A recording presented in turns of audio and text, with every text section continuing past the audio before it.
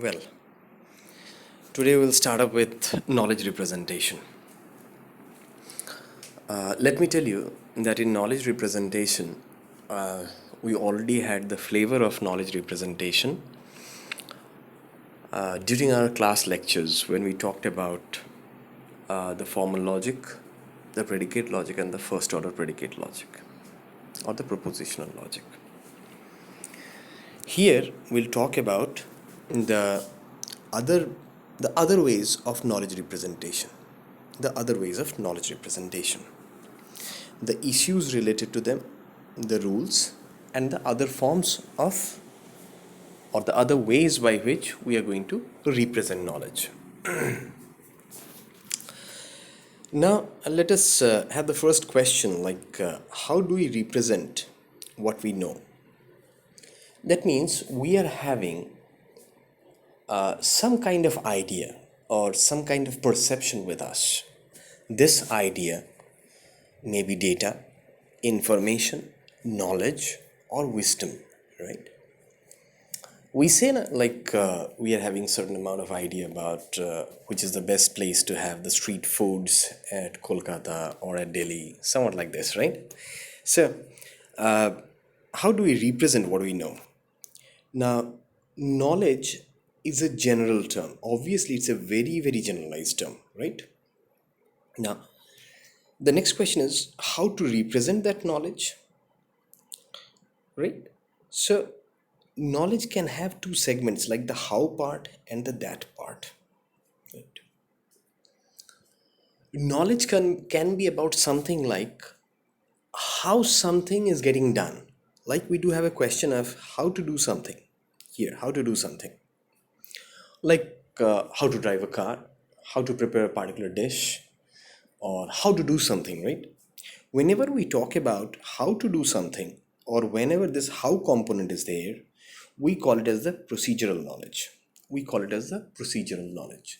The moment we are talking about how means we are somewhat instructing that what is the procedure for doing something. That's why we are talking about the how part. Now, whenever we talk about that, the concept of that something, what is that something? That means we are asking for the declaration of certain facts, right? Let us see about that something is true or false. That means we are asking about the declarative knowledge about something which has got certain amount of binary form. That means it may be true or it may not be true. That is the speed limit of a car on a motorway. If I say that it must be between it must not be about above 40 kilometers per hour. So I'm asserting something. I'm saying something that information part. It is not how. It is that. So this is called as the declarative knowledge. Now, knowledge and representation are basically two distinct entities. Obviously, they are, and they perform distinguishable roles in any intelligent system, right? So, knowledge in a particular world may have or may talk about the system's competence, whether the system is competent for that particular task in that particular domain, or sometimes it talks about systems performance, right? So, knowledge is a description of the world. It determines the system's performance by what it knows. That means the facts that it has gathered. And representation is the way knowledge is encoded. It defines the system's performance in doing something, how it will perform, right? So, knowledge in a particular world can have can talk about a system's competence and may talk about the system's performance, right? Now, the different types, this is a very important part. Different types of knowledge require different types of representations. So, we must first know the models or the mechanisms by which we represent various types of knowledge. What are the various models or the mechanisms that are available? The mechanisms or the models are for knowledge representation are logic, rules, frames, and semantic net. Logic, rules, frames, and semantic net. We have already talked about this logic representation, right? We have already talked about this logic representation. We'll be talking about the rules. To a certain extent, we have talked about rule-based systems also. Our higher level of emphasis will be on frames and semantic net. Until we go for the frames and semantic net, I'd like to say something more. Like in this slide that we are going through, this is the same slide that we'll be using for BX as well as for BY, right? So the contents will remain the same. Only from my side, I'll be adding up one extra slide for frames, semantic net, and rules, right? And that PPT or that slide will not be mine. I'll be taking it from NPTEL. So in my next lecture, I'll be talking about exclusively about frames, semantic nets, right? So the different type of knowledge require different kinds of reasoning.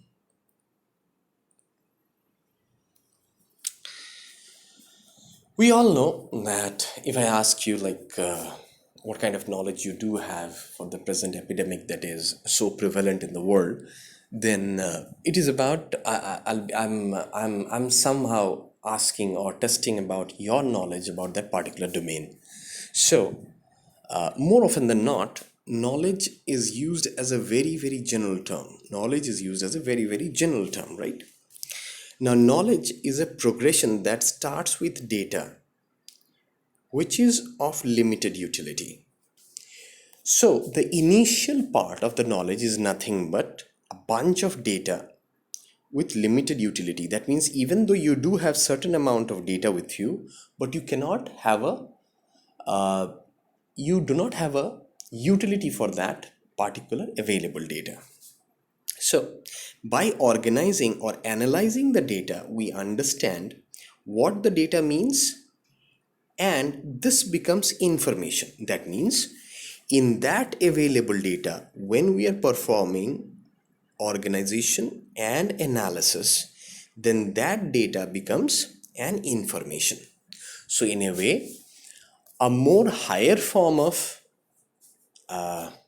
data is nothing but information. When that particular information is interpreted and evaluated,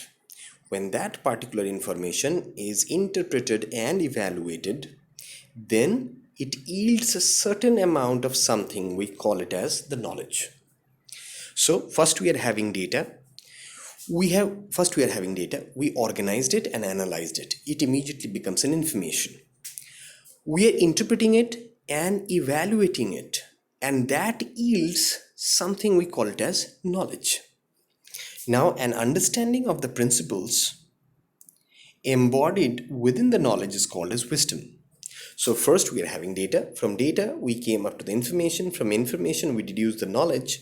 And this knowledge, when we are having more and more deeper insights into this knowledge, that means we are understanding the principles of why, how, and when that knowledge has occurred. And we can come to a kind of prediction for that knowledge, that how it can be used in future. We call it as wisdom, right? So they are almost synonymous terms with higher and higher level of complexities, starting from data, and we are moving towards information, then knowledge, and then to wisdom. We have a small diagram, and these kind of diagrams may be frequently asked in the examinations also, like knowledge progression. How does knowledge proceeds or progresses? I do have the data, right? Initially, I do have the data. I am organizing and analyzing it. It becomes an information. I have data. I am organizing and analyzing it. It becomes information. I have information. I am performing interpretation of that information and evaluation of that information. It becomes knowledge. I am having knowledge. I am understanding that knowledge and those principles involved in that knowledge, and I am coming up with the wisdom. So starting up with data, going through information and through knowledge, we are coming up to the wisdom part. The only part during this progression from data towards wisdom is organizing, analyzing, interpretation, evaluation, understanding the principles. So these are the workable units of knowledge progression that you can see here in this diagram.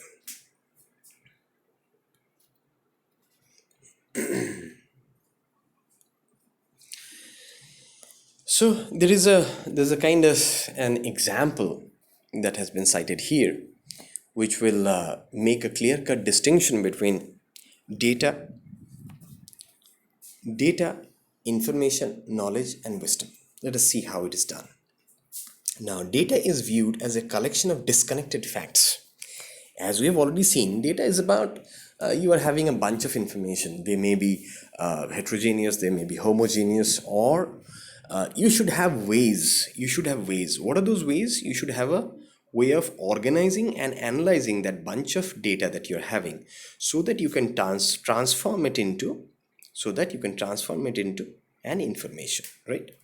So initially they are disconnected facts, and you will be somewhat organizing it, and you will be connecting the information. So initially, if I am talking about the disconnected facts, then I am talking about the example, it is raining, right? It is a fact that you do have. Sorry, it's a fact, and that fact is nothing but a data. It's a bunch of disconnected facts that we call it as data. So here the data is that it is raining. That means something is happening, right? Information emerges when relationships among the facts are established and understood, and it provides us the answers of who, what, where, and when. So initially, in the category of data, the example was it is raining.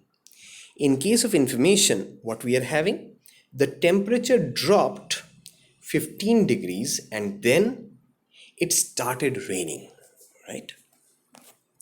That means information now is talking about how you are connecting certain more facts with one another, so that you can have a consolidated bunch of data which can be regarded as an information. So it is not just raining, it is raining, and at the same time we are having a temperature drop of 15 degrees.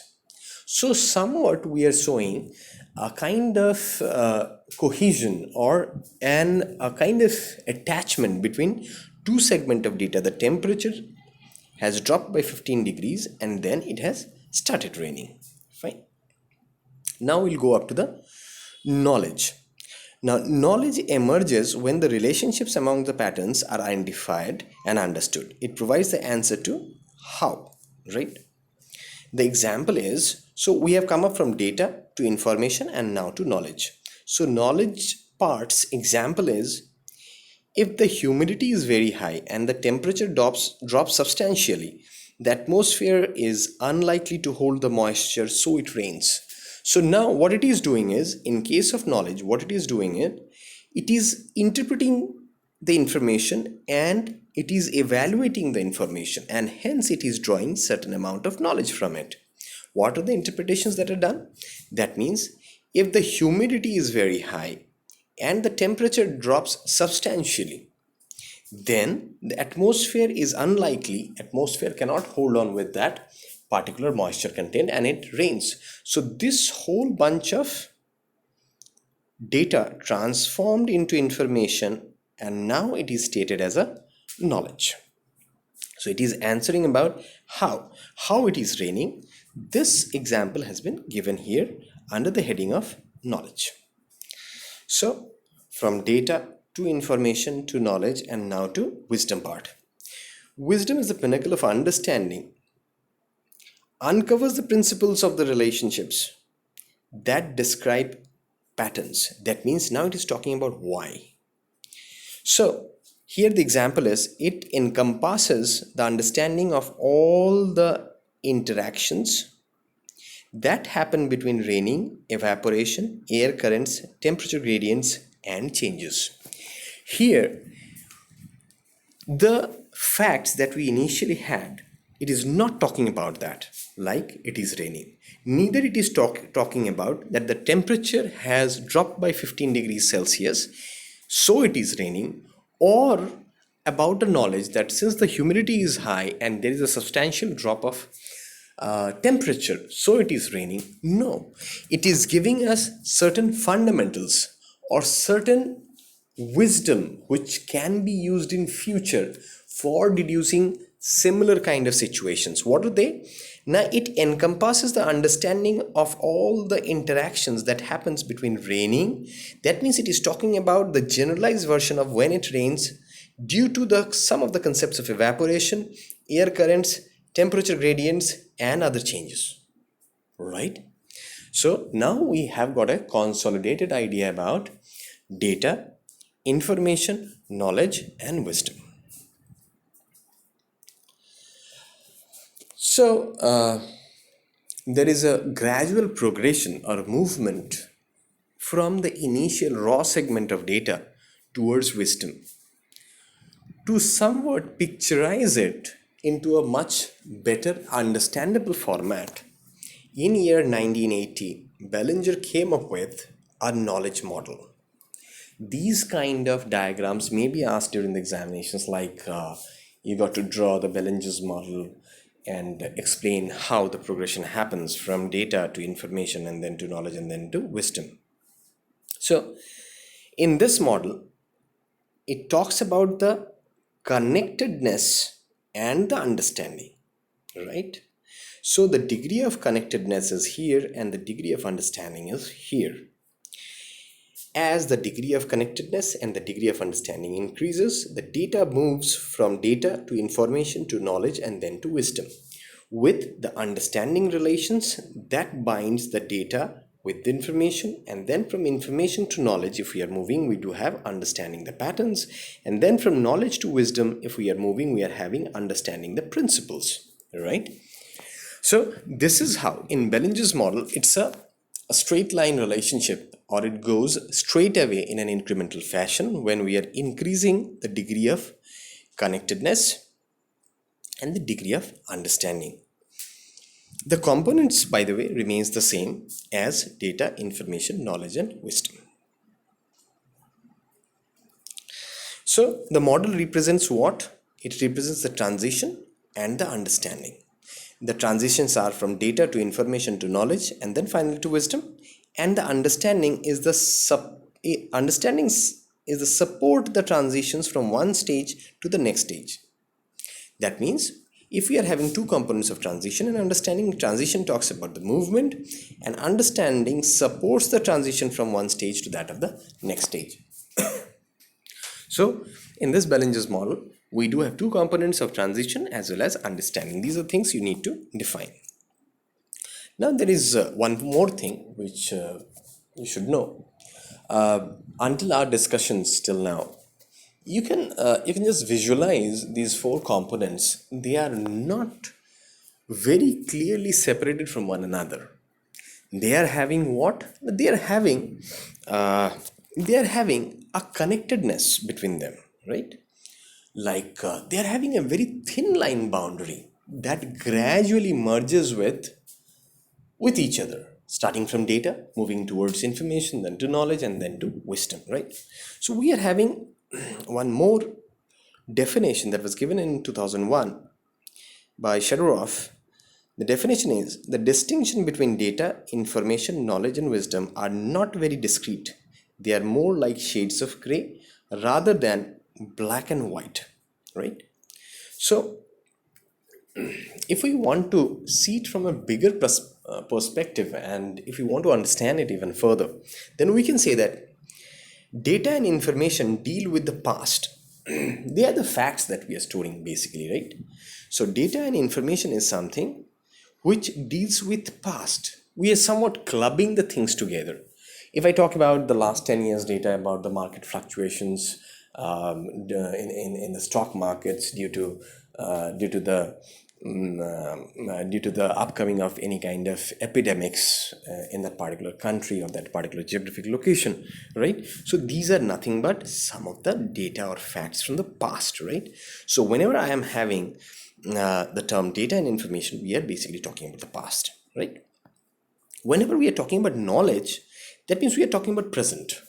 That means from the past data that you do have, About the rainfall, you have to say that today it is raining because generally in the month of April, for the last 10 or 12 years, it has been raining torrentially during this period of the year. So you're not predicting, you're saying something about the present. So knowledge is about the present. Wisdom is about that you have gained from the knowledge and from the data and information, it's about the future. So you are seeing the trends in the data, you're deducing certain amount of knowledge, and then you are predicting something for the future. In a small nutshell, data and information is past, knowledge is present, and wisdom is future. Done. Knowledge category. This is a very, very important aspect now. So, knowledge is categorized into two major types, tacit and explicit knowledge.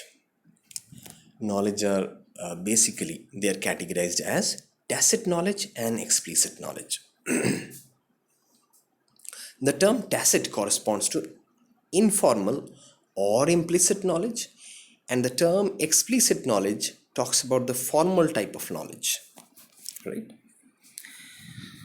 I'm telling you once again, the term tacit corresponds to informal or implicit type of knowledge, and explicit knowledge is nothing but the formal type of knowledge. There's a small comparison between the tacit knowledge and the explicit knowledge.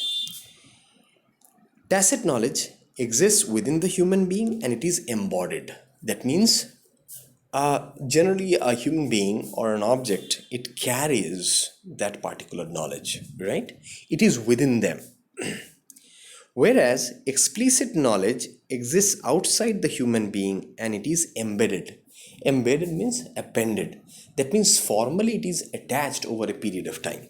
So tacit knowledge is something that is inborn and explicit knowledge is something that is gained. Now, difficult to articulate formally, right? You cannot articulate it. Formally, you cannot articulate it. That means you cannot join or club up the things. You cannot make any kind of articulation in the tacit knowledge. But you can definitely do articulation formally in case of explicit knowledge. Hard to steal or copy. You cannot steal a tacit knowledge because they are within that particular individual. But explicit knowledge is very easy to be stolen or copied, right? Tacit knowledge is drawn from experience, action, and subjective insight, whereas explicit knowledge is drawn from artifact of some type as principle, procedure, process, concepts, right? So these are some of the differences between tacit knowledge and explicit knowledge.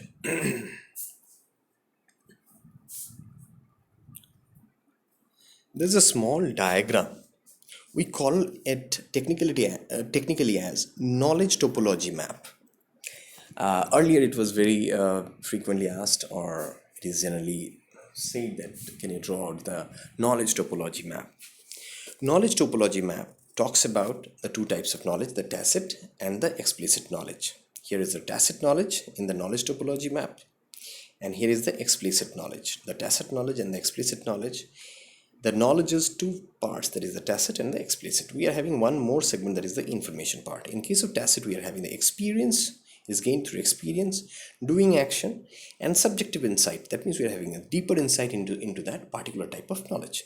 In case of explicit knowledge, we are having the principles, procedures, processes, and concept. These are all artificially added up to any human being. That means they are appended or they are embedded. We are having information also, a context-based information, data, facts, and there is a small cycle between facts and data, right? So this is a knowledge topology map. You have to remember the components of the knowledge topology map so that you can represent it during your examination. There are some very small definitions about facts. Facts are data or instance that are specific and unique, right? Concepts are the class of items or the words or ideas that are known by common name and share common features. Process A flow of events or activities that describe how things work rather than how to do things, right? Then procedure is a series of step-by-step action or the decisions that result in the achievement of a particular work or a task. And the principles are the guidelines or the rules or parameters that govern the other things. Let's talk about a fact. That means we're talking about data or a chunk of information. We call it as cooking, right? The fact is cooking. The concepts are the class of items. That means concepts are about, like, the primary concept is a paneer dish, right? We are cooking about. And the process flow is the flow of the events or the activities in making that particular dish. What are the processes involved in making that particular paneer dish, right? Procedure is a series of step-by-step actions.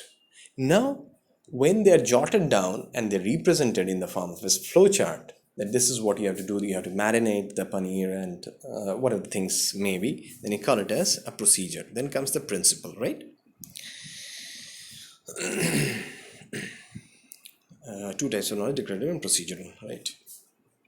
We'll be talking about these two now. In context to knowledge representation, we'll be talking about the procedural and the declarative knowledge. So the knowledge types here are: the cognitive psychologists sort the knowledge into two categories, the declarative and the procedural knowledge. The procedural knowledge is nothing but the tacit knowledge, whereas the declarative knowledge is the explicit knowledge. There is one more knowledge, that is the strategic knowledge. So the strategic knowledge is thought as a subset of the declarative knowledge. Basically, we are categorizing it into procedural knowledge and the declarative knowledge. Shall I see you again in the next class?